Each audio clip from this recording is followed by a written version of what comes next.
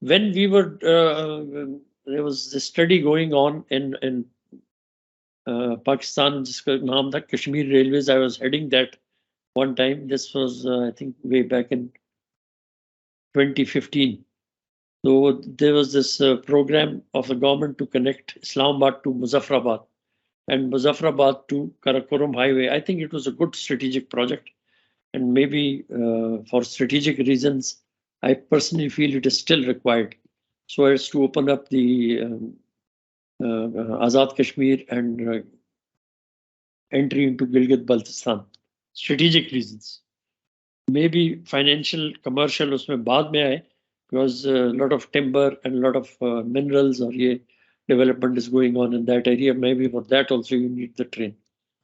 So in that, since the government wanted that the rail should go up to the top of Murray, so there then we went back to the consultant and requested them that, okay, how do you find a train which can, go up to a height of 6,500 feet within a short distance of 15 to 20 kilometers?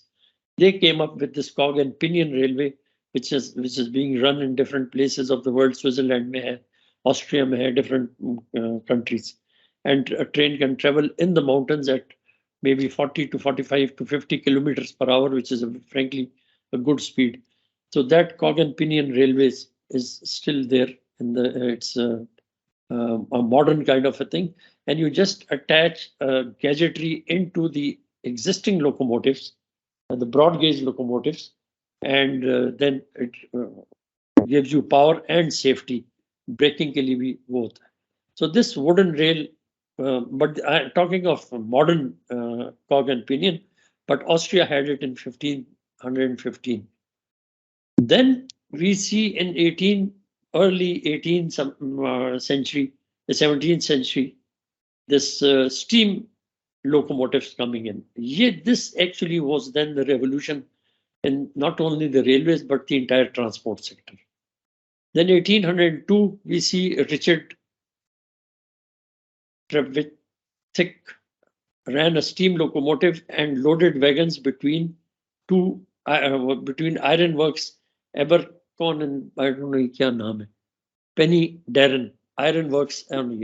But these, when we talk of railways, you should be clear. One is experimental, one is internal railway. When we talk, we should be talking of the commercial use of railways. So 1802 where they had this railway line between these two iron works, and they would take wagons on the rails pulled by a steam locomotive. In 1825, we see Robert Stephenson. Actually, he's the pioneer. Robert Stephenson and Company, the first passenger train on Stockton and Darlington railways. This was the first railway which started as a commercial entity. Then in 1930, George Stephenson, again, this was the first intercity railway line between Liverpool and Manchester. Now, this is the time when railways started coming in, and once these experiments were done, once it became commercial, then there was no stopping, and even to this day, then railways has made its mark in the transport sector, inland transportation. Then, as I said, the steam engine, it was a symbol of the industrial revolution. If you can signify the industrial revolution, दुनिया में जो mechanical advancement I, where the manufacturing started, where the steam boiler started, factories started, transport mein, this steam engine is the symbol of industrial revolution. And then with this, when the steam engine came, you see the construction of railway lines. This is the opening up of the entire United States, opening up of Canada, opening up of Europe, even in China, almost maybe a decade here, a decade there, but then these developments started all over the world. India, we started. I'm going to show you when we started. Then, in the 19th century, the most important technological inventions were done in UK, frankly, and also then of course, in Europe.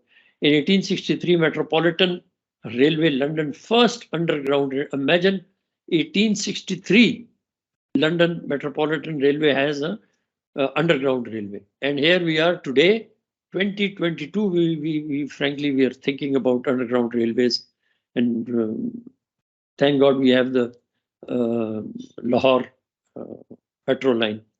Then 1880s, first electrified train was introduced, and this you can see the picture. These are Gens, Italy in 1901. Long time back, people started thinking of electrifying. Then 1890s, electrification of tramways and rapid transit. They introduced on-rail transport, mass transit system in the form of tramways in cities. Long time back in the 1880s, 1890s. And let me tell you, in good old days, in the 40s and 50s, and up to the 60s, there were trams running in Karachi. And it was not a bad, frankly, had we maintained it, it was a good mass transport system for the common people. You had the roads and you had the tramways on the roads. There were trams running. उसको dismantle करके खत्म कर दिया. And you go outside in some good old cities, modern cities, you find tramways and railways, of course, running in the cities. Then 1940 to 2000. Now this is when steam engines came in, and then steam engines were replaced with diesel electric locomotives, where diesel engine, the diesel was powered the locomotives were powered by diesel as a fuel, and we had the era of diesel electric locomotives. 40s के बाद the diesel electric locomotives came, and they took the railways by storm. In most of the countries, the steam locomotives were phased out. We, Pakistan Railways, I remember we phased them out in the 60s and 70s. Sorry, 80s, in fact. Up to the 80s, we made use of them. They went into shunting locomotives, but out there also, they were very, very sort of heavy on fuel. And then we had other diesel electric locomotives coming in for shunting. Then in the 60s, electrified high-speed railway systems in Japan. 60s. We're going to see how in the early 60s, the first bullet train was introduced in Japan. Then diesel locomotives being replaced with electric locomotives. Now this phase of going for electrification, as it says, started in the 40s, got momentum in the 60s and 70s and 80s, and today the entire world is on to electric locomotives. Electric locomotives are environment friendly.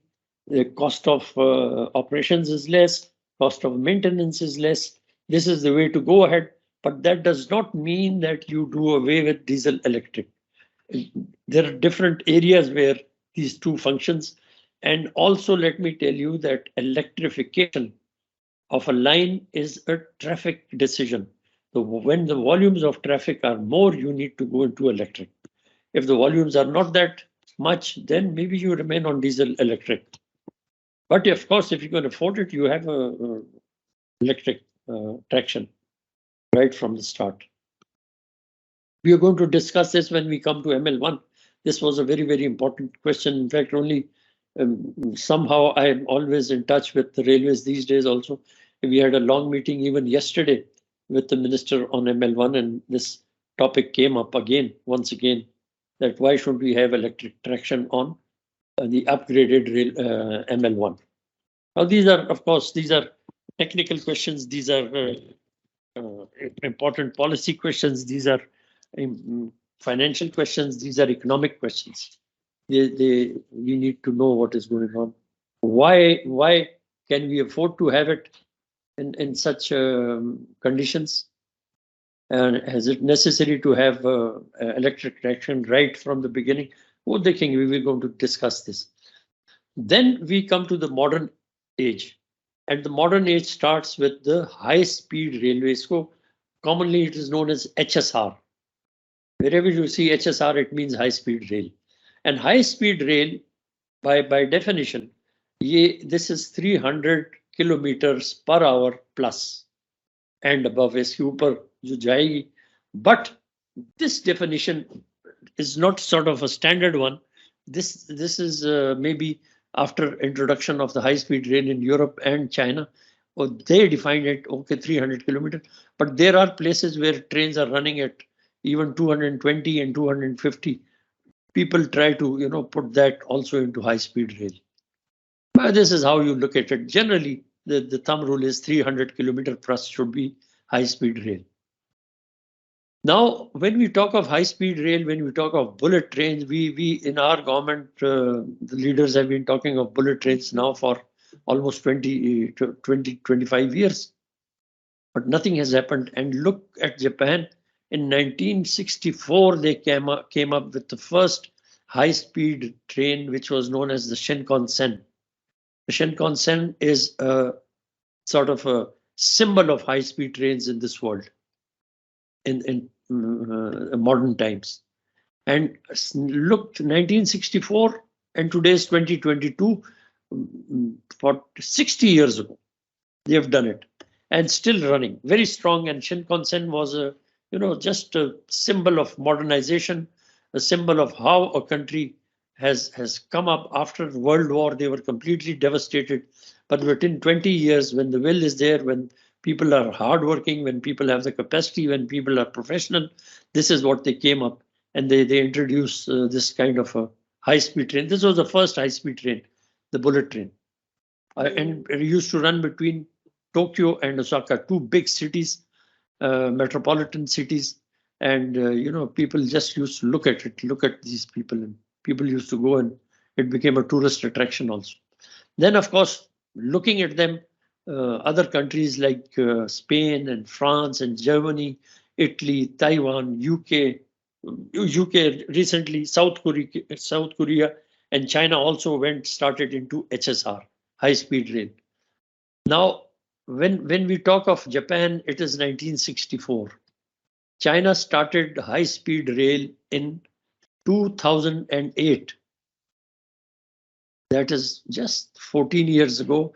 And since 2008 till today, China has now about more than 30,000 kilometers of high-speed tracks, all constructed within the last 10 to 12 years. It is a miracle, frankly, of railways in the railway sector, and of course in the economic development of the world. How they have done it, starting with just 135 or 140 kilometers of one high-speed train experiment between Beijing and Tianjin, the 135-40 kilometers. This was done in 2008, and in 10 to 12 years, they've gone to 30,000 kilometers of high-speed rail. Now, again, this is a miracle. The world has never seen this kind of. Now, when we talk of these high-speed trains in France and Germany and Italy and UK and even Japan, now China is adding one volume size of Japan railways to its high-speed railways every year. So when you compare two countries, you have to look at the magnitude and the size of that development. So when you compare China to, say, maybe Taiwan, or to even to Japan, or to sort of UK, then you're comparing oranges to apples. That comparison is not there, frankly. It's too big, China, and too fast, and too sort of revolutionary kind of steps they have taken. And they took it in their national interest, knowing very well, and they decided that, okay, China, whether it is the north to the south, from, say, Harbin to Hong Kong, from Urumqi to Beijing into Shanghai, they said east and west, north and south, the country has to be connected, and we need to connect it by high-speed train. And they went ahead. And they've done a miracle, frankly. I've been visiting China. I've seen these developments. It is out of this world. And even yesterday, when we were talking with the minister on ML1, I frankly was surprised to hear some comments from some very senior people who were talking of the design of bridges and the design of level crossings and design of underpasses. So it at times looks very, and we are as, let me tell you, we are as good as the others so far as railways is concerned. We are not bad. Our knowledge is not bad. But of course, how you go ahead, that vision kind of thing, that sort of having that mind to go ahead and handle such a big project, that is lacking somewhere. And then making the government understand that this is the requirement of the time for a country like Pakistan, with Karachi at one end, the ports here, connected to Afghanistan, connected to Iran, connected to India, connected to China. These are things which very few countries have such a strategic geographical location and geopolitical location, geostrategic location. Then in the modern world, when high-speed trains, we are now talking of hyperloops, but these are in the experimental stage. Maglev trains are there, monorails are there. Monorails are being run in some of the cities of the world. I believe one of them, if I'm not wrong, is Kuala Lumpur. Maglev has been there for quite some time, and the Germans and the Chinese and the Japanese have been experimenting with this concept, but somehow the commercial use of this has yet to come, real commercial use. Hyperloop, of course, is now in the experimental stage. And maglev, I believe the only sort of commercial use is about 70 to 80 or 60 to 70 kilometers of track from Shanghai airport into Shanghai. So that is not much. It may be a sort of symbolic thing, cosmetic value it does have, but on commercial use, not much. And for maglev, then you need, of course, special types of tracks, special kinds of right of way. But on the high speed rail, of course, a lot of investment goes into it, but then it is on ground and it is mostly the same kind of sleepers and rails, and the infrastructure is almost the same, but improved, of course. In the 50s and 70s, the railways somehow declined, especially after the World War II. The demand for railways as it was growing from 1900s to 1940s and 1950s, there's a lot of expansion all over the world. And early 1860 something to 1850s to 1900 and onwards to then 1950. But then there was a decline. After World War II, the railways, people actually thought that maybe the railways are no more required in the form that they were. And this was due to immense competition from the roads and from the airplanes. And this was basically, when you look at the industrial development of the US, that is where this kind of thinking came in, where you had started, when they started construction of expressways and motorways, and they had these huge GM motors and Ford motors and producing millions of cars every year and sending them all over the world. So then, of course, there was this pressure from the road. And then of course, the airline industries started with development of airplanes. So that time, there was a thinking that maybe there will be a decline. But then again, when we see in the 1990s till the present day, and maybe in the future also, there has been a revival of railway transport throughout the world. Again, the same factors which sort of gave a boost to the roads, the cars and the buses and all these things. Same factors, when they came in, when they started, running on the roads, people realized maybe this is not the way to go because of road congestions. There was a lot of traffic congestions on roads. A lot of cars were put on the roads, and especially in bigger cities like all over the world, in London, in New York, and Beijing, and you name it, and Tokyo. lot of road congestion. So people found that yes, roads are okay, road transport is okay, but then it leads to road congestions, which means a lot of wastage of valuable time of the people, and time is money, of course. Then in the world we see that rising fuel costs all over the world, the shortage in oil production. Of course, most of the wars, if you look at it, it's all about energy. So that is where then the people started thinking again of having some economical modes of transport because of rising fuel prices. The road, the sort of choice of road came down. Then government started investing in railways to reduce sort of CO2 emissions because of global warming. These things came in, and the leadership, the political leadership, thought that maybe we need to reinvest in the railways, and in the 90s, so revival of railways. Then China's development in high-speed rail, again, it shook the world, and everyone, for example, in US, you will be surprised there's not a kilometer of high-speed rail. It's such a big country, such a developed country, and there is a big need for high-speed rail in the US, but they don't have it. Somehow their manufacturing industry, their heavy industries have remained lagged behind in high-speed rail. I remember that there was once some studies done. There was a huge demand for a high-speed trains between Boston and New York. Now this is heavily congested. The roads are congested, the highways are congested, and there is a need for a high-speed train between Boston and New York and Washington. There is a big demand between on the West Coast from San Francisco, Los Angeles into Las Vegas and all these places. There's a big demand. And some of the governors even wanted that this should be done.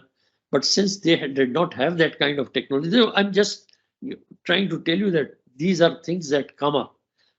Just because their motor industries, their car industry, their automobile industry was very strong, they did not allow this to happen. And secondly, they did not have that kind of technology. This high-speed rail technology had either to come from France or from Japan or from China or from maybe Italy or Germany. The US did not have it, and they don't have it till today. So their railways, the passenger trains, may be a little better than ours, but as we are as good or bad as they are. Then in Pakistan, of course, we had this great opportunity of sort of learning from the Chinese experience. And luckily we had CPEC, China-Pakistan Economic Corridor, this concept, where then Pakistan Railways also is thinking, but unfortunately, this is the 8th year that we are thinking, and the project is completely sort of ready for implementation, but somehow we have remained behind. There's a lot of stories. We are going to do this ML1 as a special lecture, so I don't want to go into details. So the 8th year we are still planning. Hopefully, maybe this things have started moving, so maybe something is done. Now, subcontinent and the entire railway network in the Indian subcontinent started somewhere in the 1850s, 60s, that we're going to see. And our railway system, which we have now in Pakistan, this was just one part of a bigger railway system. Now, since it was a part of a bigger railway system, it had different purposes. It was built for a completely different purpose than what we are doing now.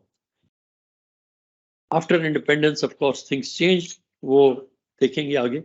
But keep this in mind that this was just almost 1/8 or 1/9 part of a bigger railway system of the subcontinent, Indian subcontinent.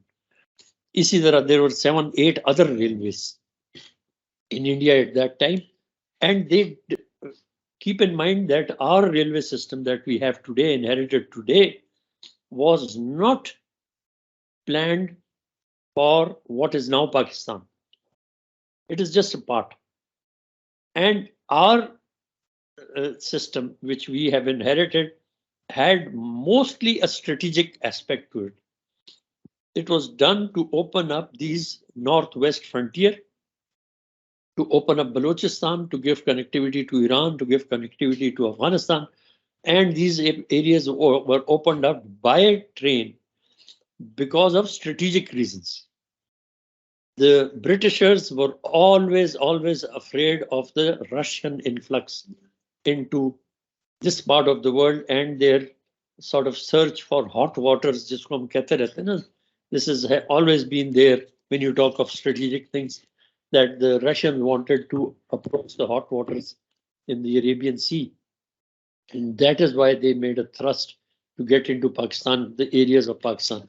So the Britishers then had this kind of railway network, which not only joined the entire Indian subcontinent from Calcutta to Karachi, from Calcutta to Peshawar, from Peshawar to Bombay, from Bombay to Madras. All these areas were joined together, and through this sort of network of railway infrastructure. But our railway system, which we inherit today, I'm going to talk of this. This was just part of a bigger railway system.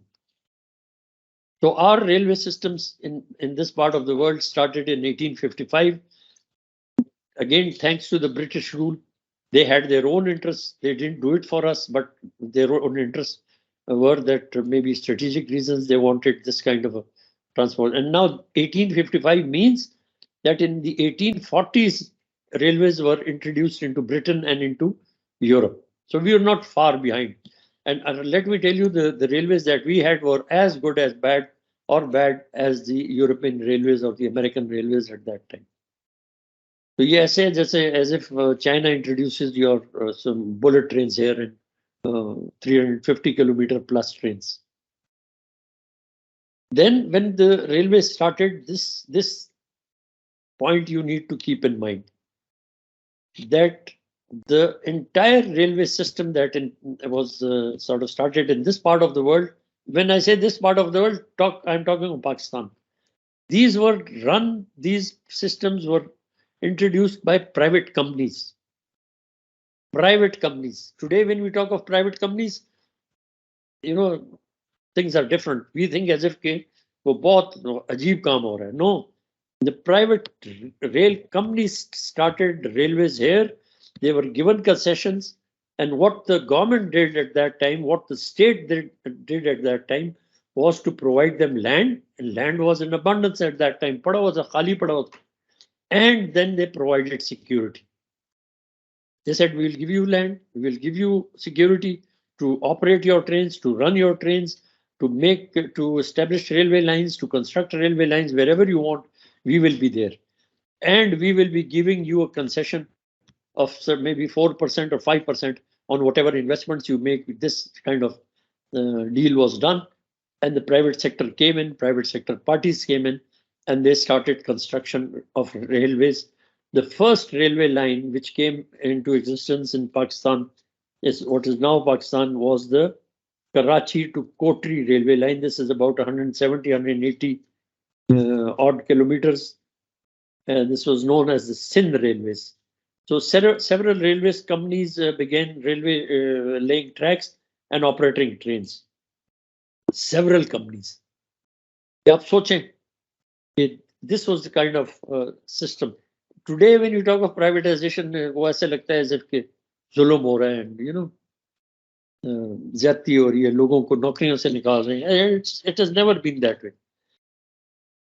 So the first railway line, which was known as the Sindh Railways, and let me tell you the Sindh spelling. If you happen to visit Golram Museum, you will find these things there. Sindh used to be spelled as Sinde. Sindh Railways. Now Sindh Railways, as I said, Karachi to Kotri. Valley train, 1862. Then we also had a Punjab Railways. Now Punjab Railways was from Multan to Lahore. Then we had another private railway known as the Delhi Railways. Now Delhi Railways was from Lahore to Delhi. since it was all one country and there were no borders. So from Lahore to Delhi was Delhi Railways, and then to join Multan to Kotri on the Indus, there was this private company known as the Indus Steam Flotilla, not STEM, but Steam Flotilla. And this Steam Flotilla was also a kind of a rail company owned by railway people, but it used to uh, comprise of ships, of barges, of flotillas on the Indus River and on other rivers, where these ships and these steamers and these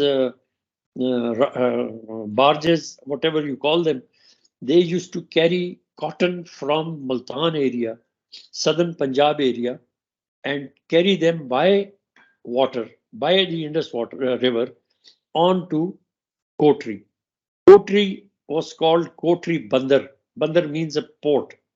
So these goods, mostly cotton and wheat and everything the agriculture produce, was then unloaded at Kotri, taken by train to Karachi port, and then it used to go to Europe, mostly Manchester, the sort of textile city of Europe at that time.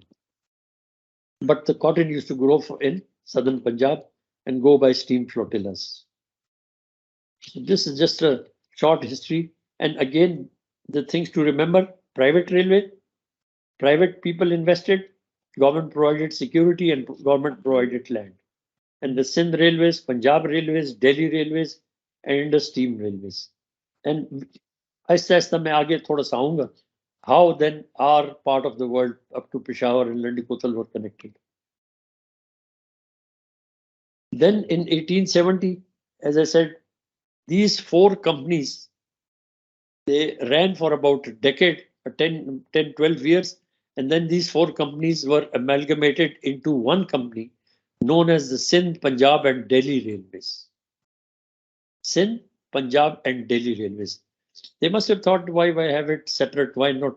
Since the movement is all one, then it amalgamated into one big company. Then there were other railway lines which were constructed during these times. One was the Sindh Sagar Railway. ये Karachi to Hyderabad एक बनी थी. Then Indus Valley Railway. Now this is important. That disconnected portion between Multan and Kotri, which used to, was connected by Indus River. Then they had the Indus River, Indus Valley Railway, which connected Kotri to Multan. So then from Lahore to Karachi, the entire areas were connected by rail when they got the Indus Valley Railway.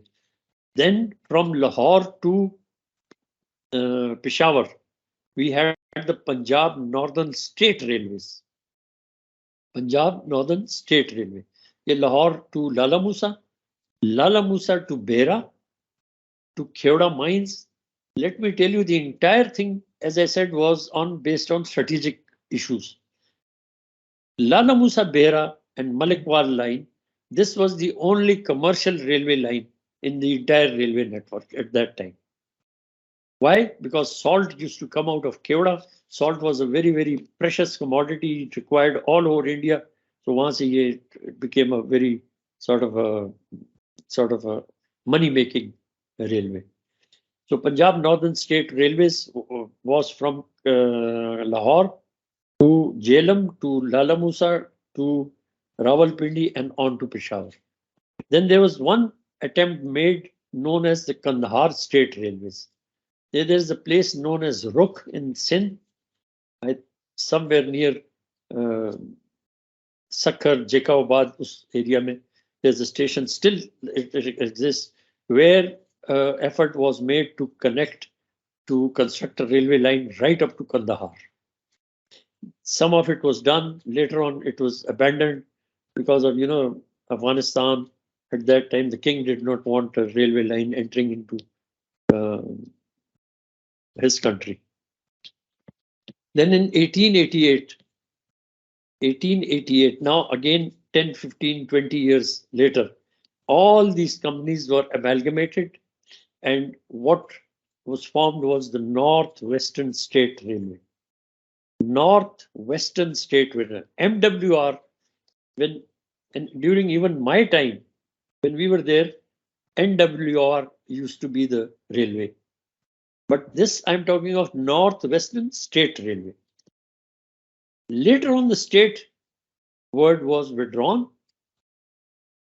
Why was it withdrawn? Because there was confusion being created in India. There were some princely states, like for example, Jodhpur, maybe some other places, Jodhpur I remember, but the state had their own railways.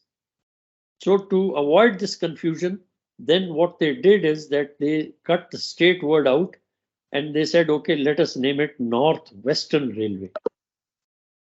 State nikal diya because of confusions being created between the provincial railways and the princely railway state, princely states, and the sort of the British Indian subcontinent. And then Northwestern Railways, a word state, as I said, was dropped. And when Pakistan came into being, then we had inherited the Northwestern Railway. Pakistan Railways nahi tha usme. So it was all NWR for some time. Now here, let me open up the slide.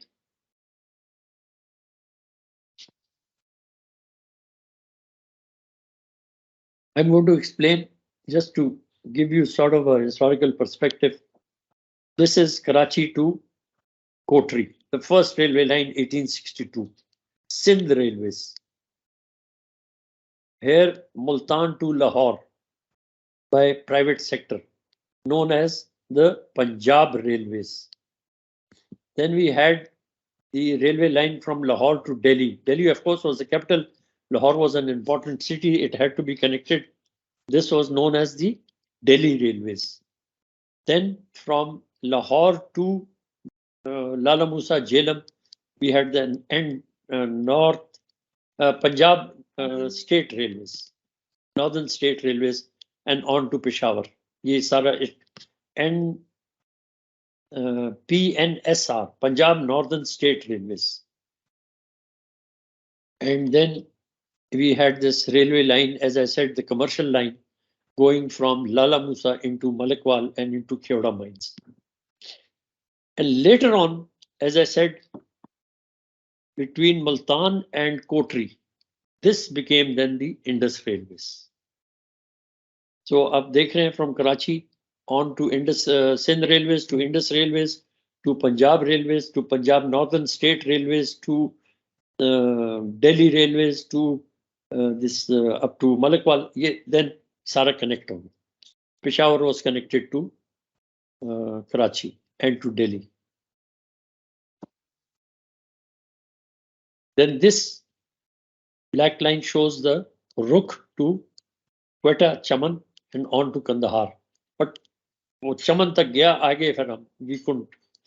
आज तक, in fact, I was also part of the study, एक feasibility study हुई थी, where we wanted to connect sort of Chaman to Kandahar. Again, 110 kilometers or something, not much. We could have done it, but of course, because of political situation in Afghanistan, because of geopolitical situations, this is yet to be done.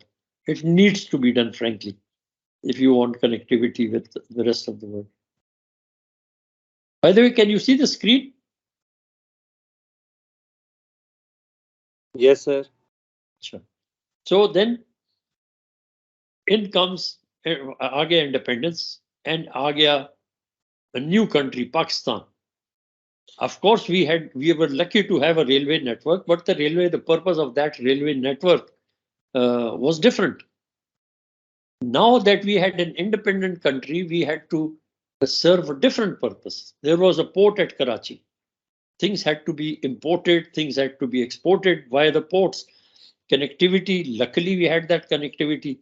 Then the purpose changed. It became more of a commercial purpose. Somehow we have not been able to meet that kind of demand-driven thing. whatever the country required, the railway has not kept pace somehow, which is of course very unfortunate. Then, as I said earlier, keep this in mind. Don't get judgmental. We were just 1/8 part of a bigger rail, and we were not sort of constructed or established for this purpose that we are now sort of facing. Then that Northwestern Railway, as I said, which we inherited, we then started, we divided in 1962. We said, okay, Northwestern Railway finished. We will call it Pakistan Western Railway. Then there was a Pakistan Eastern Railway in East Pakistan. These two railway systems were running simultaneously. They had their own railway boards, but they would work under one railway ministry, one railway division. So the two, this also we experienced at this time. Then the people used to say that this is a provincial subject. Why? Because Western Pakistan was one province, East Pakistan was another province. उस वक्त इसको sort of provincial from the central government and went into the government to the provinces. The governor was the head of the sort of the railway system. He used to appoint people, and then we, after in 1971, after East Pakistan got independence, Pakistan Western Railways was converted into Pakistan Railways of what you see today. This 8,500 kilometers of railway tracks, whatever infrastructure we have today, from Karachi to Landi Kotal, from Karachi to Taftan, from Karachi to Wagah, all this, whatever railway network, branch lines, main line 1, main line 2, main line 3, then the branch lines, then subsidiary lines, then defense lines, whatever you see today is then Pakistan Railways.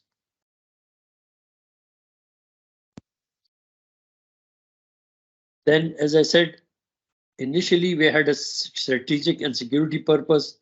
Movements were of troops, the trains were there connected to Landi Kotal. They didn't have the love for the people of Landi Kotal that they connected. They wanted troops to be there immediately on trains, because trains was the best way of moving heavy machinery, heavy tanks, heavy artillery pieces, and troops. And that is why they opened up this area from not only Landi Kotal, but when you look at Tal in Kohat area, look at Banu, look at Chaman, look at Taftan, ये सारे इलाकों को, just to sort of avert that Russian threat, Soviet threat at that time, they had this connectivity done on rail. Then, as I said, when the Pakistan became independent, complete change of purpose, complete change of objectives. This then had to become a commercial railways, so as to connect the industrial areas, the wheat producing areas, the goods producing areas, service producing areas in the hinterland in the north, with Karachi port and with the border areas. Or remember also, since we are talking of transportation here, remember that every port in the world has a hinterland. Hinterland is that area which serves the port in form of goods and commodities. Somewhere they are produced, they are brought to the port. Somewhere you need imports that have to run the industry up country. So the upcountry area where sort of commodities and goods and products are produced and taken by rail or by road to the port, that place is known as the hinterland.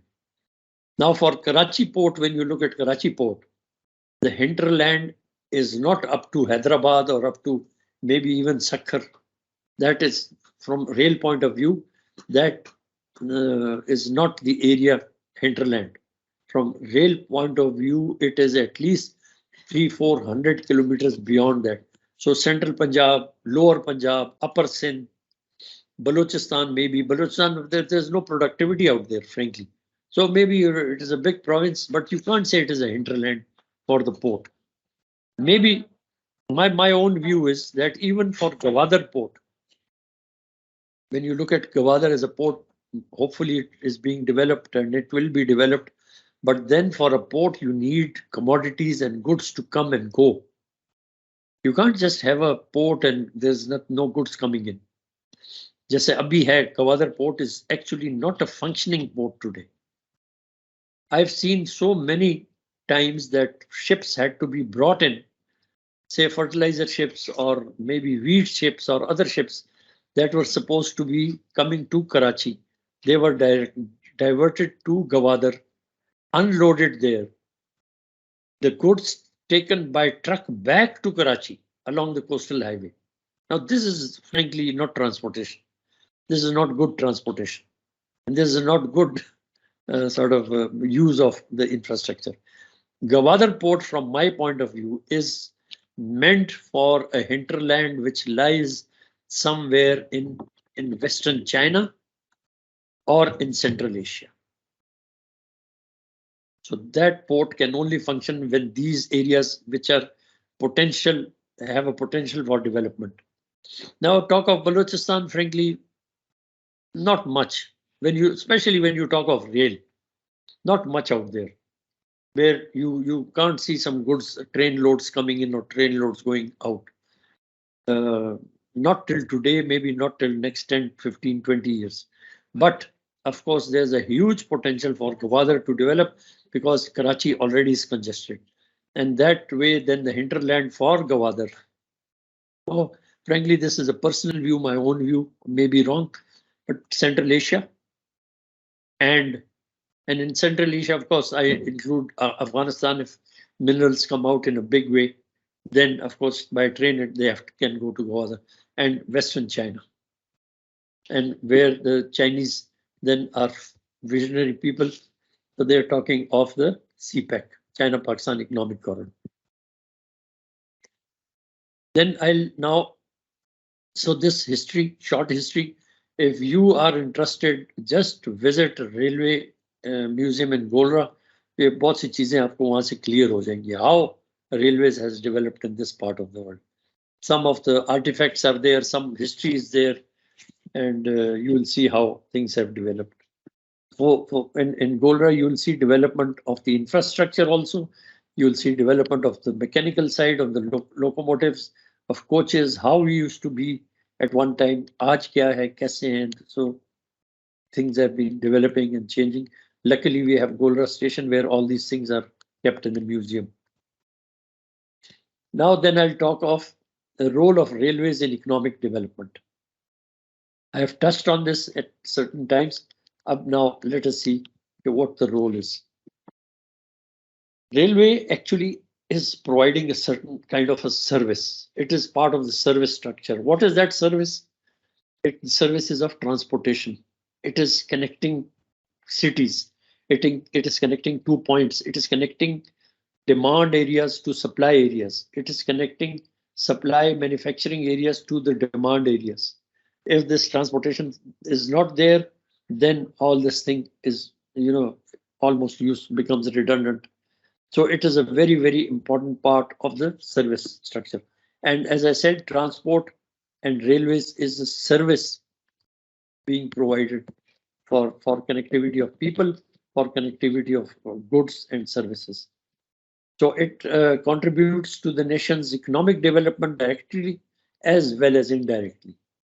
Indirectly means that when the railway comes in, the environment, there's a big boost to the environment, CO2 emissions, all that. Your cost of doing business comes down. Indirect, ye hota hai. Then safety, security, आपके accident rates, road के ऊपर लोग, they started shifting to an efficient and effective railway system. वहाँ पे things improve. Again, just look at China, for example.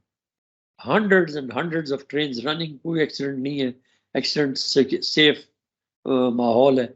वहाँ भी roads पे a lot of accidents take place from that point of view. Then it directly is contributing to the economic development. Major role in integrating markets and increasing trade. Railways is being used for bulk cargoes, bulk, whether it is raw materials coming in for the manufacturing sector, or it is the finished goods that being taken. Bulk it comes and goes, and commodities are being transferred from one area to another. Rail is very, very efficient in bulk and long distance. Of Pakistan Railways को देखें तो fertilizer, wheat, food products, rice, potassium आ रहा है वहां से, ये क्या कह सकते हैं आप, containers are in, oil, different kinds of oil being transported, millions of tons of oil being transported. So, now if oil trains at one time, we didn't have these oil pipelines. It was all on rail. Karachi port say the entire country's oil demands were met by rail, whether it was defense, whether it was the air force, whether it was the army or the economy or the industry. Everything was connected by rail, and so markets were being integrated and trade was being facilitated by rail. Then, as I said, without rail connectivity, industry cannot prosper. Every big industry would require railway siding.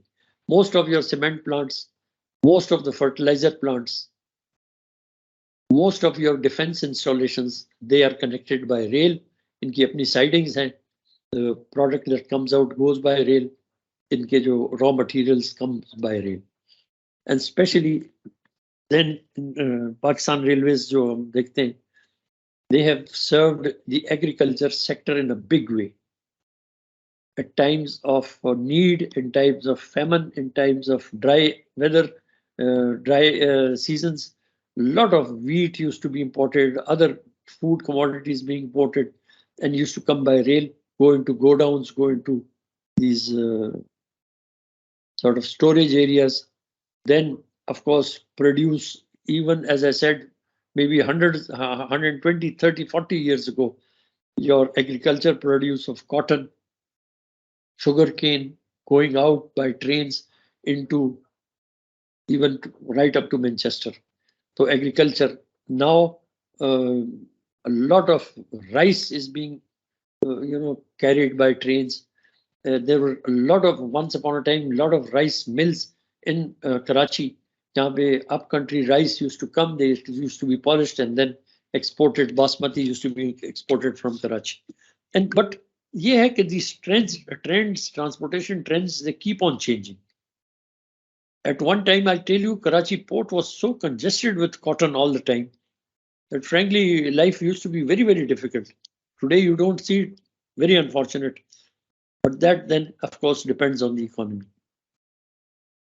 And then a new phenomena that has come in is the power plants, the coal-fired power plants, which are dependent on imported coal. Now, this phenomena was not there earlier. Of course, coal was being carried by rail, but it was carried only for very small consumption, particularly. So a lot of coal trains used to come in from Quetta area, from Mach area, from Spazand area into KP and into Kalpani. यहाँ पे एक जगह है near Mardan. This used to be full of coal all the time. But the new now phenomena is the imported coal, where power plants require 4 to 5 to 6 million tons of coal every year. Each power plant, Saiwal, for example, requires 4 to 5 million tons. That has to be carried by train. It cannot go by trucks. It will be frankly an economic transportation nightmare had railways not been there. We are lucky. And then Punjab government had at one time had a very ambitious program of having 6 power plants run by imported coal. Pure Punjab project initiated by Mia Shahbaz Sharif, but somehow only Saiwal is there now. The others have gone on to LNG and other sources. So these trends keep changing, and the railway then has to, of course, look at retailer its requirements. Yesterday, as I said, I was in a meeting with the minister. There were talk of railways getting the oil business once again, especially from mid Punjab, Muzaffargarh, Lalpir, all these areas on to KP, Taru Jabba and Nasirpur and Sehala in Rawalpindi. So they're talking again to PSO and to the oil ministries. And maybe if railway gets the first right of refusal, if the railways cannot carry it, then it can go by truck. Very frankly, railway becomes very cheap.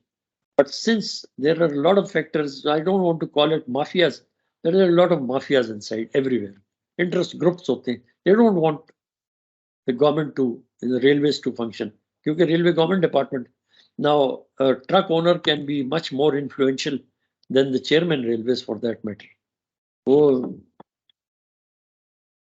from other sources, he's very strong.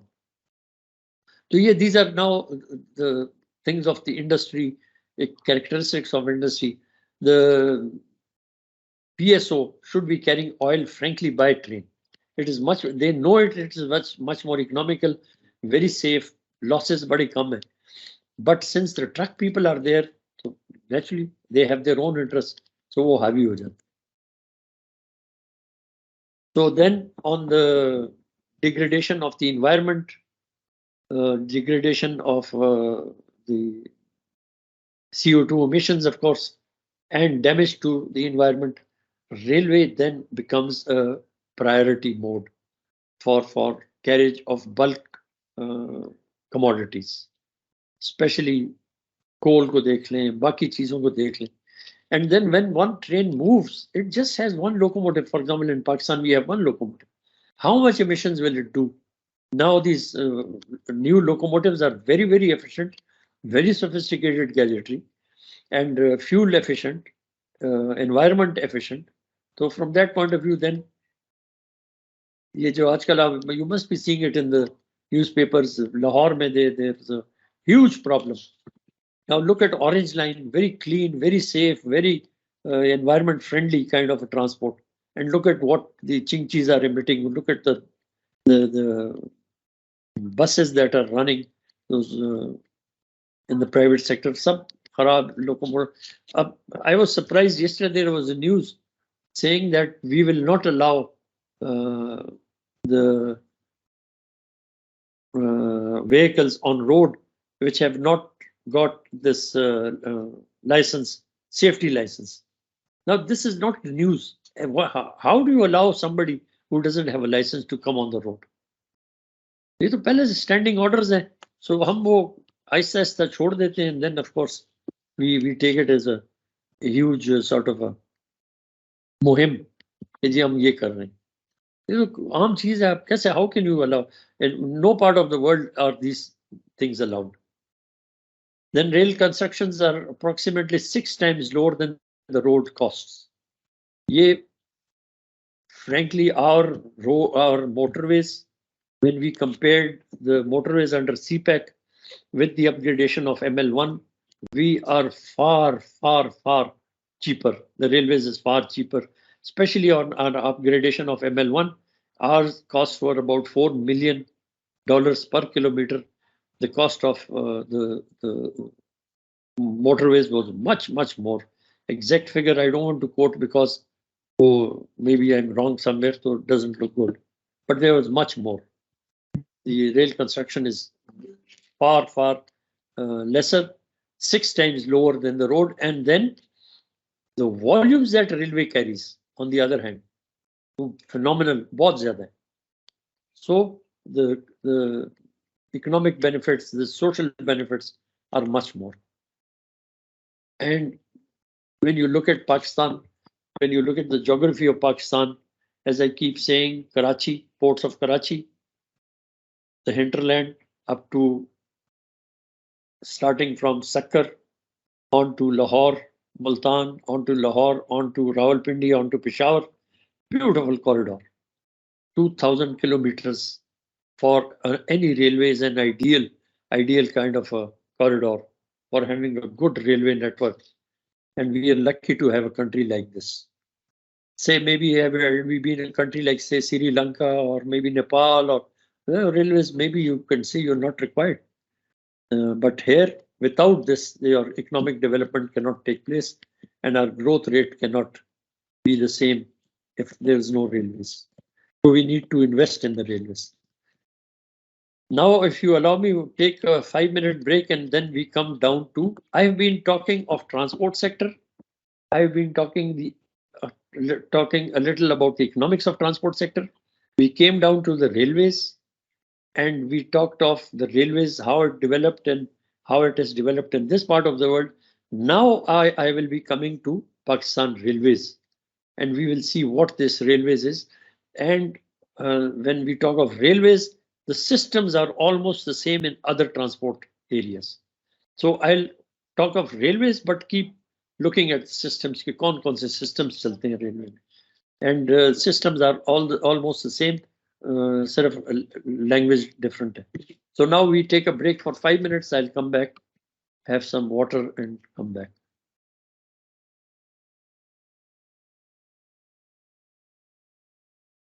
Pakistan Railways का जो mission है ना, mission statement, वो it says that PR would provide for a safe, all railways have to be safe. I think Japan Railways का zero accident है. Similarly, other railways, बहुत कम कहीं आगे पीछे. Then it should be affordable. Affordable means the people are there. It is being used by people. So it has to be affordable. Economics आ जाती. Then it has to be efficient. It has to be sustainable. Long term के लिए होनी चाहिए. Then environment friendly means of transport. Environment friendly means of transport. And then ensuring reliable access to jobs, markets, education, and other services for all. This is the mission statement of Pakistan Railways. Safe, affordable, efficient, and sustainable, environment-friendly means of transport. Ensuring reliable access to jobs, markets, education, and other services for all. ठीक है? So ये उनका mission statement. Now the Railway Act of 1990, वो हमने कहीं मैंने पहले थोड़ा सा डिस्कस किया था. ये बीच में एक्ट ये 1890 तो लिखा हुआ है, but it has been sort of amended and repealed from time to time. Repealing act इसका आया 1938 में, ordinance 1992 का 2002 में, sorry ordinance 92 of 2002. फिर इसकी definitions हैं कि क्या चीज है railway, then inspection of railways कैसे होनी चाहिए, and construction and maintenance works or lines or structures or trees. ये trees के भी defined है railway act में. You can't cut a tree on the railways unless it infringes on the operations. Then railway act में opening of railways कैसे होगी, new railway lines को कैसे open करेंगे, who's going to order it? Without the government you can't open a new line. Railways can't open. Government के पास जाना पड़ेगा. Although that's a separate thing that the railways is the government. So locomotive trains closing, एक section को close करना, you have to ask the government then. Working of railways है, operations, goods, passenger, dangerous goods हैं, timetable बनते हैं, schedules होते हैं, ये working है. तो ये railway act में सारी चीजें दी हुई हैं. Responsibilities as a carrier of passenger, animal, goods and valuables. अब ये जो हम transport, when we are talking of transport, इसमें एक concept आता है of a carrier. Carrier को एक अंग्रेजी का लफ्ज है, उर्दू का लफ्ज है, बेली कहते हैं, बेली. He carries goods. So you have to carry goods. And ये सब तो human चला रहे हैं ना. So the goods have to be carried according to certain standards, human standards, where you take care of those goods and things. आवाज आ रही है इसमें? और फिर आगे रेलवे एक्ट में किस एक्सीडेंट्स क्या होंगे, सेफ्टी लाइबिलिटीज क्या होंगी, रिलीफ वर्क्स कैसे होंगे, ये सारा 1890 के एक्ट में डिफाइंड है. And let me tell you कि 1890 का जो रेलवे एक्ट है, इट इज एज गुड और एज बैड जो ये 1890 में था। आज भी रेलवे इसी पे चल रही है, and that does not mean कि इसमें कोई खराबी है, कोई खराबी नहीं। It just gives you broad definitions के रेलवे कैसे चली। जो पहले 1890 में ट्रू था, it is true today, even today. Then वो पेनल्टीज डिफाइंड है। For example, yes, we need to keep on sort of, it is a dynamic document, ये कोई सेक्रेट डॉक्यूमेंट्स नहीं है कि चेंज ना हो, तो ये चेंज होने चाहिए। ये होता है फॉर एग्जांपल, ये जो आप अलार्म चेन पुल नहीं करते, ट्रेन में वो पुल होता है, इसकी एक पेनल्टी होती थी पुराने जमाने में, पता नहीं 10 रुपए थी कितनी थी, वो चलती रही काफी अर्सा, फिर वो पेनल्टीज भी। तो ये चीजें एक्ट से निकल जाए, ये रूल्स में आ जाए, एक्ट का कोई काम नहीं है। तो then they talk of declared goods and insured articles, तो ये सारा रेलवे एक्ट है, just to give you. Then Pakistan Railways, since it is a federal government department, it is run by the federal government. It is the government, in fact. जो railway board है, it is a policy board. वो when railway board sits, it sits as the government. वो government की railway side पे railway board policy बनाता। तो वो एक, then अगर when you look at the constitution, everything runs under the constitution. Pakistan में 80 article 90 or 99 of the constitutions, ये they refer to the rules of business.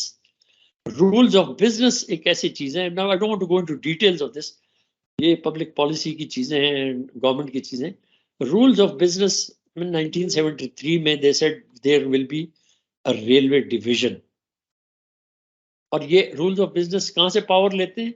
Rules of business take their powers from article 90 and 99 of the constitution of Pakistan. So yeah, whatever you see in the railways, this is connected to the constitution and connected to the Railway Act and through the rules of business of 1973. And they say that the Ministry of Railways will have a railway division. So there will be a railway ministry, and then there will be a railway division. Ministry ka head hota hai Minister of Railways. Minister of Railways is a representative of the Prime Minister's cabinet in the railways. The Prime Minister nominates a person to become a railway minister and to look after the railway ministry. The Prime Minister nominates a person to look after the agriculture sector. He becomes the Minister for Agriculture, Food and Agriculture, looking after the food and agriculture. The Prime Minister, isi tarah, he looks after, he says, okay, you be my representative for civil aviation, so you will also be the Minister for Civil Aviation and look after civil aviation affairs on my behalf. And collectively, ye sare ministers, they go and sit in the cabinet. Then they represent the Prime Minister and they represent the government. That is how things are. So then railway division jo hai, it is headed by a federal secretary. Or wo federal secretary is a government employee. It is a public servant of the highest grade, 22 grade ka banda hota hai. He runs the railways and reports to the minister, of course, and the minister then reports to the cabinet and the prime minister. And what do they do in the railway division? All matters pertaining to Pakistan Railways. The movement and priority in respect of defense goods, के defense की traffic कैसे जाएगी, इसको क्या priority देंगे, in wars, in state of emergencies, the defense traffic is given the highest priority. इसके ऐसे भी हुआ है that in the 71 war, in 65 war, and in other small wars, Pakistan Railways has played a very, very vital role in providing strategic support to the defense forces. Really, without, don't want to go into details, but without Pakistan Railways, बहुत सी चीजें impossible. Especially in 65 war, railways played a great role in moving troops and armaments in a few hours from one place to another. एक ज़माने में a full train load was brought in less than 24 hours from Quetta, along with heavy machineries onto the front in Sialkot. ये बहुत बड़ी चीज है. And under attack होते हैं. So at times during war, the railway also becomes a defense department. So defense priority. But during peacetime, of course defense then last priority, unless there are some special goods moving, फिर उसको दे देते हैं. Then railway is also looking after strategic lines which are not commercially viable, but they are required for strategic reasons. बहुत सी हैं इधर. ये port Abbas के पास, बावल नगर के पास, ये आपकी चमन लाइन भी है. मे बी लंडिकोतल लाइन अभी तो खैर नहीं है, लेकिन some of the lines are strategic lines. In fact, एक जमाने में the entire railway system was declared, main line was declared as Ministry of Defence lines. ताकि कोई मसला ना हो. Unions now. Then the railway division and government of Pakistan, they negotiations with international organizations and other countries and implementation of agreements with them. ये government, federal government का काम है, which the railway ministry, through the railway ministry होता है. For example, CEO Pakistan Railways cannot initiate any negotiation with any international organization. He has to refer it to the Ministry of Railways. Ministry of Railways represents the government and the railway division represents the government. Then coordination and development of projects of railways as part of the National Development Program. ये जो PSDP के programs हैं, this again has to be worked through the railway division and the railway ministry, and then getting development funds from the federal government through the planning commission and through the national development program. ये उनका function है. ये, this is not a railway function. ये government का function है. Then standardization and specifications of material and stores. आपके जो the railways standards क्या होंगे? What kind of materials are being to be used in rails and sleepers? The standards and specifications, these are controlled by the federal government, and federal government inspector of railways इनको देखता है कि क्या है. Overall efficiency and safety of railways, of course, ये उनका काम है through the federal government inspector of railways. They have to ensure the safety of the public, the safety of people traveling, safety of passengers, safety of the people on the land, जहाँ से railway गुजर रही है, and of course safety of goods and safety of transport, dangerous goods भी जा रहे हैं. And then coordination of rail movement to and into ports.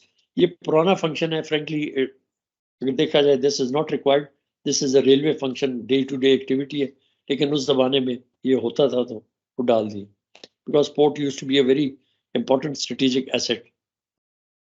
Then when you look at railways, then of course railways does not operate in isolation. It is part of the government. It is part of other sort of functions are dependent on this. One of those functions, for example, the postal department, heavily dependent on railways, at one time solely dependent on railways.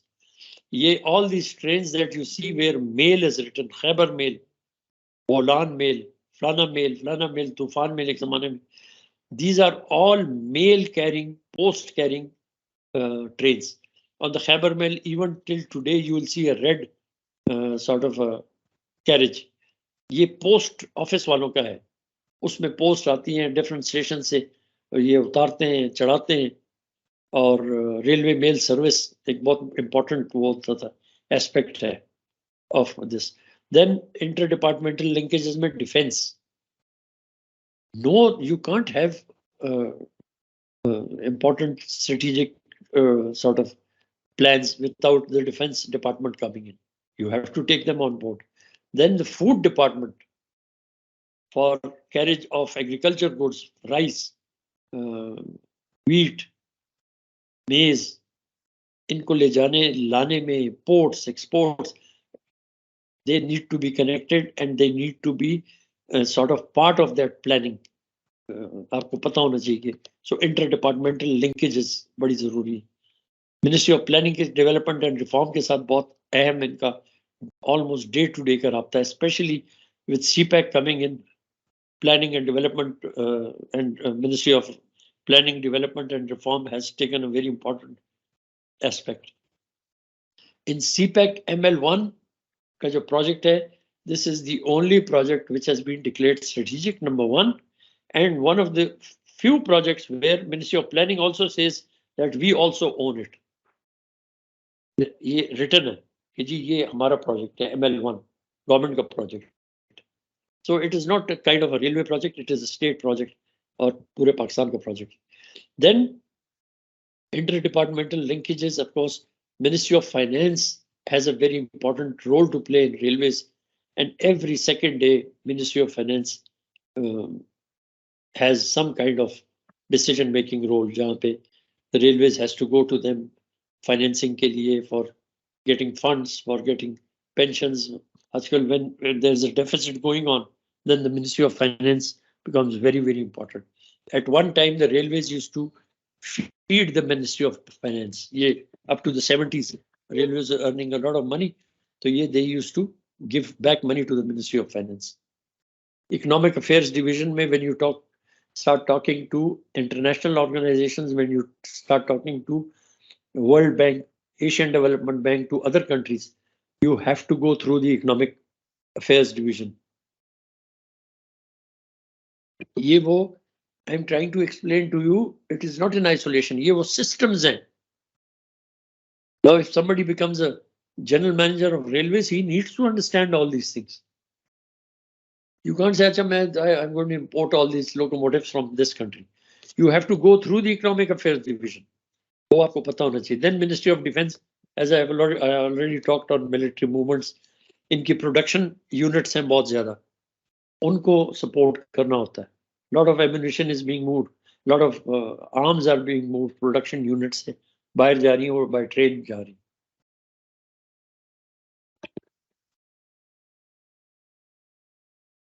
अच्छा, then जो interdepartmental linkages हैं, Ministry of Ports and Shipping.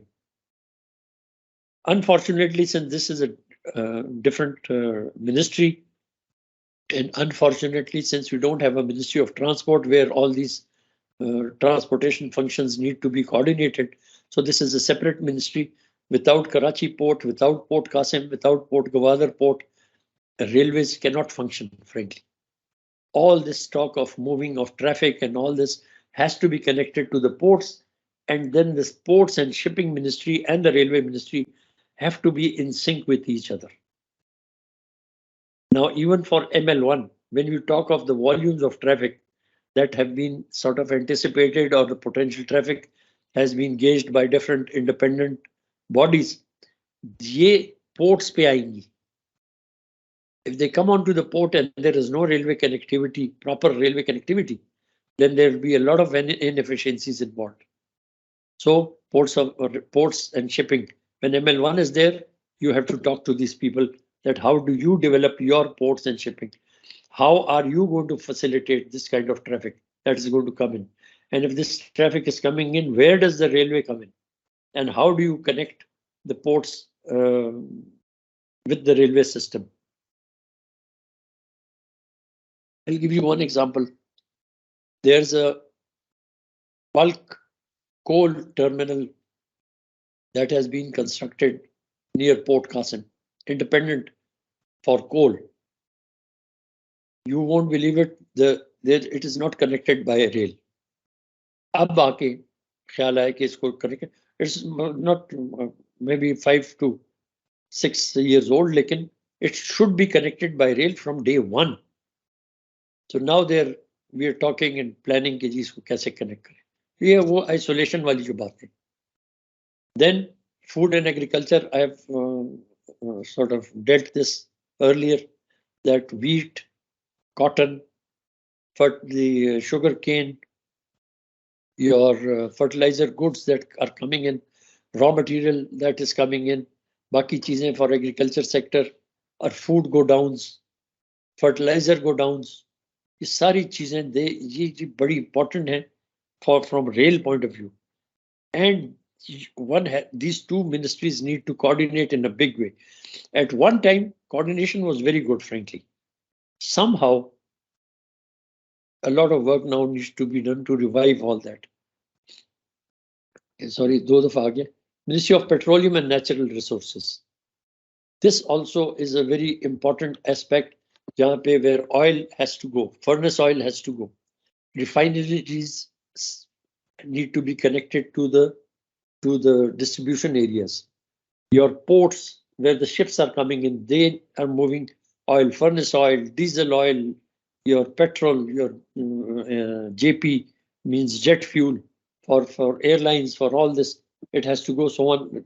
A very important aspect from traffic point of view, where the railway needs to collaborate with Ministry of Petroleum and Natural Resources.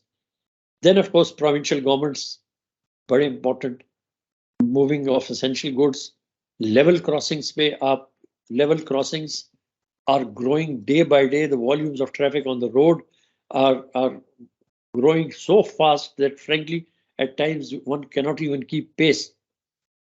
Now, an unmanned level crossing, which had 1 or 2, 3 vehicles crossing every day, now they have thousands of vehicles crossing.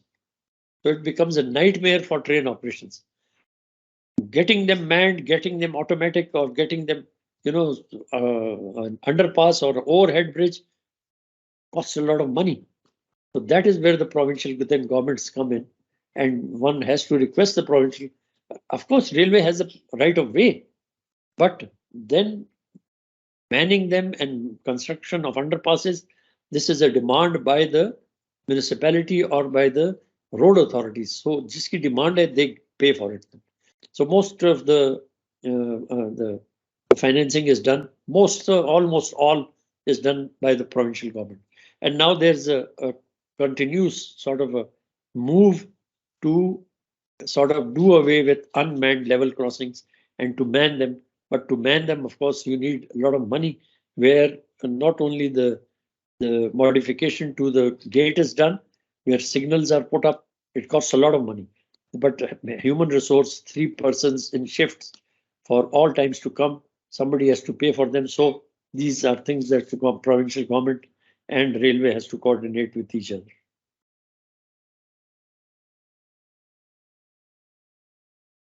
Then the railway, Pakistan Railways, has certain subsidiary companies. Ye naam, maybe you hear them and keep hearing of them. Pakistan Railway Consultancy, Advisory and Consultancy Services. This is a public sector company which was established by Pakistan Railways, which is a federal government.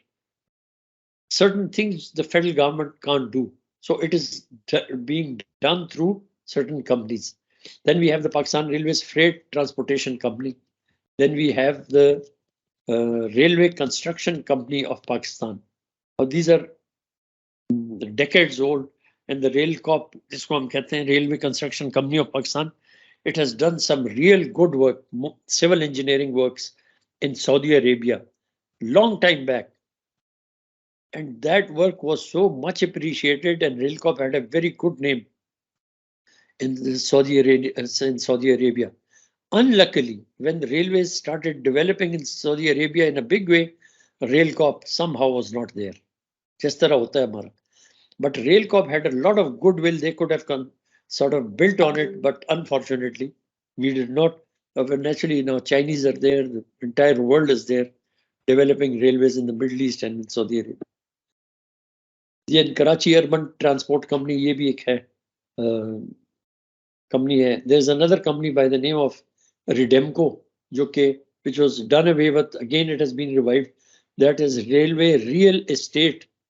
जो real estate railway का है उसकी manage करती है, management की company है. It has been revived once again. Then I will now just talk of this for short time. ये है द ऑर्गेनोग्राम. इसको करके then I will finish off. As I said, at the top of the hierarchy is the railway federal railway minister. whoever is in the government, one person is assigned this job by the Prime Minister. The minister is a part of the federal cabinet. He sits on the federal cabinet, but he looks after the affairs of the railways, and he is like a sort of a person who takes whatever policy matters are required to be addressed from the railways onto the cabinet. और वहाँ पे collective wisdom के through फैसला किया जाता है. So federal minister of railways, then under him works the secretary and chairman railways. Now, secretary, chairman railways, this is one person.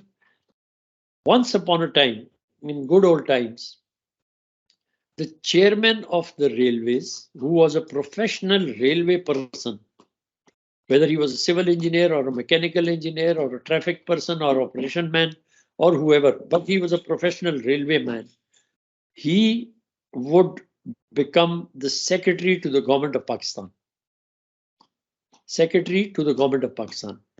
After some times, what happened is, this is in the 90s, 89, 90, what happened is that the government decided to that the federal secretary, whoever he is, will become the chairman of railways. Initially, how it was, as I said, the chairman of railways, who was a professional railway man, would become secretary to the government of Pakistan on railways. This was somehow undone. It became the secretary of railways, whoever he was posted there, would then become the chairman of railways. Now, what happened here is, now these are basic flaws I'm just pointing out, and of course, we are looking at the organogram, but these things come up, and you, since your MS students, you need to know these things. So now what happened is that the secretary railways can be anybody whom the government of Pakistan requires as a secretary. He can be from the district management group, which we now call the Pakistan Administrative Services. He can be from the customs group. He can be from the foreign office. He can be from the police. He can be from the secretariat group. He can be from the accounts group.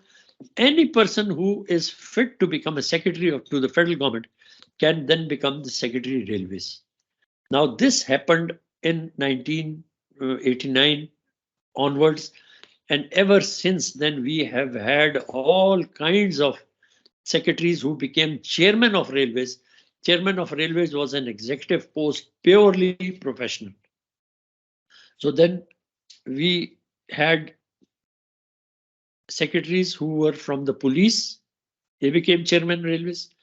We had secretaries who were from the army, generals, who became secretary railways. We had experience of custom people becoming secretary railways. We've had at one time 1 or 2 accounts people, audit and accounts people who know nothing of railways, but they became secretary railways and they became chairman of railways.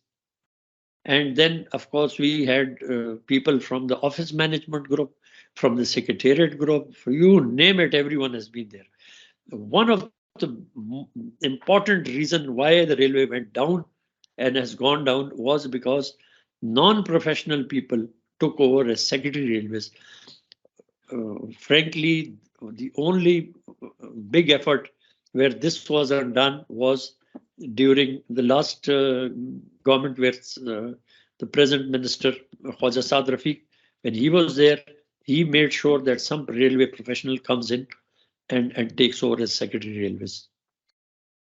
At that time, and now again, when he came, the first thing he did was to bring in a railway professional as the railway secretary, who is now chairman railways. So these are things, these are, the irony, frankly, where you have non-professional people coming in. They're all good people. I'm not saying most of them are very, very good people, but they didn't understand what the railways is. And railways is very complex.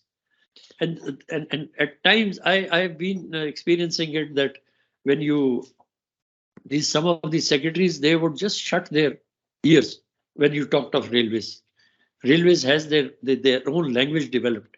They have their own jargon. When that jargon used to come in, they would just switch off. Why? Because they would not understand what these people are saying. So that is why you need professional. My view is, get a secretary railways, get a chairman railways who maybe comes from France, bring him from Bangladesh, bring him from Nepal, bring him from Sri Lanka, anywhere in the world, maybe from Japan, but he should be a professional railwayman. Then under the secretary chairman, there is the railway board. He is the chairman of the railway board. By the way, I am a member of the railway board, this new railway board. I'm just a month old. The new government has nominated me as a private sector member to the railway board. And then under the chairman is the chief executive officer, whom we call the senior general manager. This is a BS22 post. The chairman is also a BS22 post. But imagine a CEO who is a railway professional from any one of the disciplines. He can be a mechanical engineer, he can be a civil engineer, he can be a traffic person, but a railway person. And going into grade 22 requires about 35 to 30 to 35 to 40 years of experience. Now imagine him reporting to a person who doesn't understand the railways. So these are things. Then there has been a sort of a cutoff between policy making at the ministry level and the railways. So CEO, very, very important. He is the person who runs the railways, and he's the person who know. When you talk of railways, he's the person. I have been on this post in 2010 and 11. Then there's another important post which is known as the Federal Government Inspector of Railways. Federal Government Inspector of Railways. He is a grade 21 officer. He represents the federal government and he ensures the safety and security of train operations. He ensures that the railway dimensions that have been mentioned in the Act and in other codes, that these are followed and that the safety standards are followed. Now, you must be saying that if this gentleman is there, why has the railway infrastructure deteriorated? Why have the sort of rolling stock deteriorated? Now, when they deteriorate, if the track is deteriorated, this federal government inspector, he goes and inspects and he thinks this track is not fit for maybe 110 kilometers per hour. He says, okay, if it is not fit for that, it is fit for 100 kilometers per hour, or maybe 80 kilometers, or whatever he thinks. Then he can put a speed restriction on that, and then the slow trains can move on it. So he has ensured his sort of safety procedures. Then another person, this again is now a grade 21 post, but a grade 20 officer is posted. This is known as Director General, Walton Training Academy. Director General, Railway Training Academy at Walton. So this is a very important aspect here, human resource capacity building, continuous process. Train operations cannot run without training. Continuous training, continuous capacity, right from your sort of assistant way inspector, assistant sort of train examiners, station masters, guards, ticket collectors, drivers, assistant drivers, your people connected to the infrastructure. The regular, they have to go for these courses to Walton Academy, come back, go back after another grade. When they enter a new grade, a higher grade, then they go for different courses. So this process continues right up to grade 17 and 18, or this is how the railways is run. And this is a very important thing. Then, as I said, under the chairman are these companies which I showed you, PRAX, Pakistan Railways Advisory and Consultancy Services, then the Pakistan Railway Freight Transportation Company, RailCorp, Redemco, all these companies are there, which are looked after by the ministry. But these are independent companies. They have their own MDs, managing directors. I have also remained MD of one of these PRACs here, Pakistan Railway Advisory and Consultancy Services. And let me tell you, they can do a lot of good work, which the railways can't do. For example, I as being head of PRACs, I initiated a very important aspect which is there going on now. And there were some loss-making trains on Pakistan Railways. One was Chenab Express, one was Rohi Express. The railways wanted to close them down. As MD of this company, I went to the railways. I said that I would like to take these trains on, give them to me in the private sector. I'm a railway company, railway owned. So without tenders, they could give it to me. And I said, okay, I will pay you this amount of money, more than what your revenue, what you have been earning. And you will also reduce your expenditure by taking away your staff from the trains. that expenditure plus I am going to give you this amount of money, which was 15 to 20% more than what they were earning. I said, don't close them down, give them to me. So we Prax took them over. We ran them as a company. We introduced new things as a company. I had, a lot of independence as MD. So then these trains, we earned a lot of money. Prax was a company which was earning about 4 or 5 million a year at that time, which was peanuts, frankly. Within 1 year, our revenues went up to 40, 50, 60, 70 million per year. And people then started, there was a preference for traveling. I changed the name of Chenab Express to Hazara Express. Roi Express remained Roi Express. Hazara Express, I started from Havelia on to Karachi. It used to go via Pindi, then on to Sargoda Jung, and Jung on to Multan, and Multan on to the main line. Believe me, there was so much of traffic in that. There used to be a heavy demand for tickets. We computerized all the tickets. We opened up areas like Balakot, Batagram, and all these places. We had these small reservation offices established with one computer, one person, and they would book their seats. We used to have sort of wagons and buses running from Mansehra and Batagram into Havelia station. It was such a good operation. Why? Because I had that independence of a private sector company, although it was a public limited company, but we had the getting out of the federal government. So it was a big success, and those things are still continuing. And then what happened is, my aim was to get this out of the government and to sort of replicate and duplicate this in this private sector. Hand it over to the services, hand it over to the private. So now most of the trains are going that way.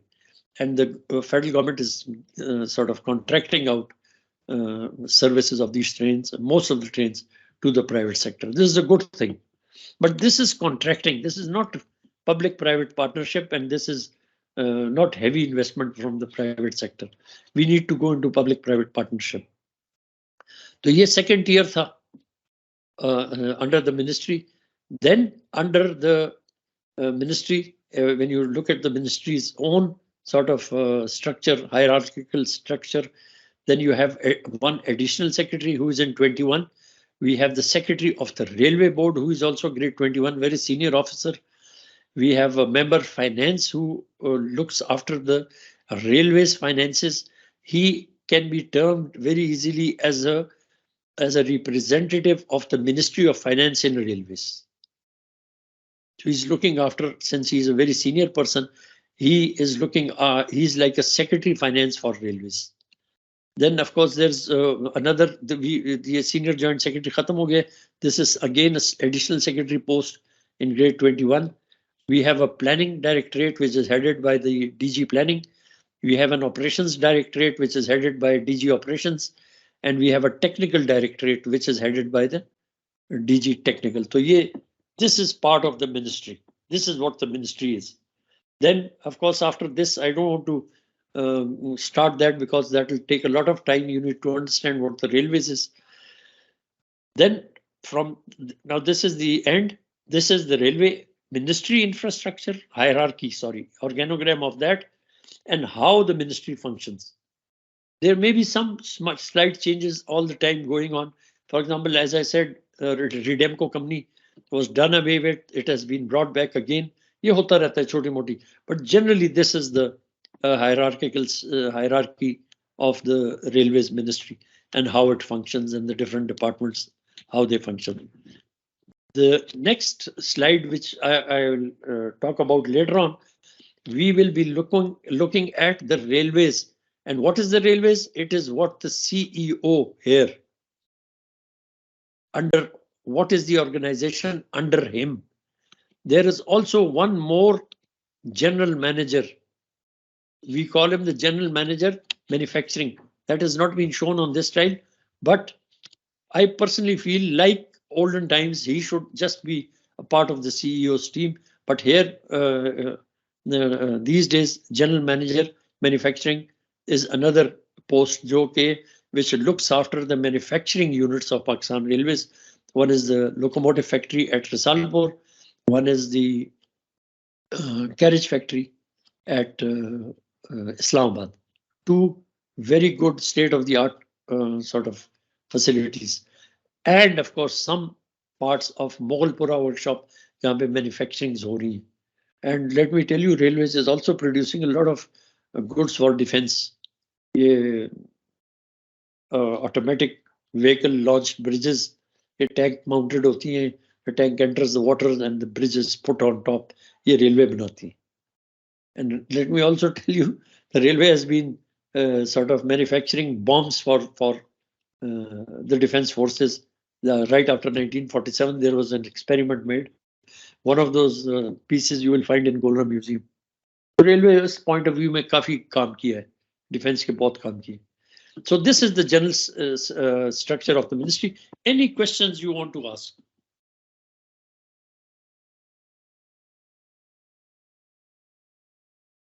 Any questions? No, sir.